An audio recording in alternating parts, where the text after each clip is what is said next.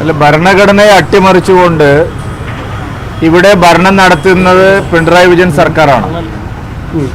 സർവകലാശാലകളെ മുഴുവൻ സ്വന്തം കൈപ്പിടിയിൽ ഒതുക്കാൻ പിണറായി വിജയൻ ശ്രമിച്ചപ്പോഴാണ് ഗവർണർ ഭരണഘടനാദത്തമായിട്ടുള്ള അദ്ദേഹത്തിന്റെ അധികാരങ്ങൾ പ്രയോഗിച്ചത്. ബഹുമാനപ്പെട്ട സുപ്രീം കോടതി സർവകലാശാലകളുടെ സമ്പൂർണമായിട്ടുള്ള നിയന്ത്രണ അധികാരം ചാൻസലർക്കാണ് എന്ന് കൃത്യമായിട്ടുള്ളൊരു ഉത്തരവിലൂടെ പറഞ്ഞതാണ്.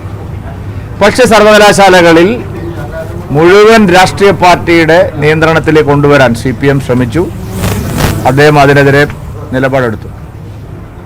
മറ്റൊന്ന്, ചില ജനാധിപത്യ വിരുദ്ധമായ ബില്ലുകൾ ഇവിടെ എല്ലാ പ്രതിപക്ഷവും മാധ്യമങ്ങളും ചൂണ്ടിക്കാണില്ലേ, ലോകായുക്തയുടെ കഴുത്ത് ഞെരിച്ചു കൊല്ലാൻ ബില്ല് കൊണ്ടുവരുന്നു.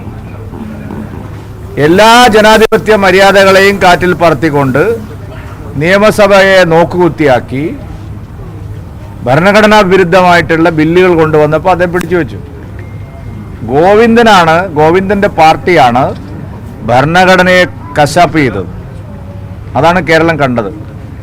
അതുകൊണ്ട് ആരിഫ് മുഹമ്മദ് ഖാനോട്, ആദരണീയനായ ഗവർണറോട് CPMനുള്ള വൈരാഗ്യം മനസ്സിലാക്കാൻ കഴിയുന്നതേ ഉള്ളൂ. കഴിഞ്ഞ 5 വർഷവും CPMനും പിണറായി വിജയനും പല കാര്യങ്ങൾക്കും മറുപടി പറയേണ്ടതായിട്ട് വന്നു. അതിനുള്ള ജാള്യതയാണ് ഗോവിന്ദൻ ഇപ്പോൾ ഉള്ളത്.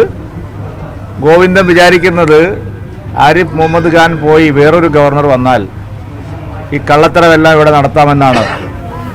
ഏത് ഗവർണർ വന്നാലും ഗോവിന്ദന്റെ കള്ളത്തരങ്ങൾ, പിണറായി വിജയന്റെ കള്ളത്തരങ്ങൾ ഇവിടെ നടക്കാൻ പോകുന്നില്ല.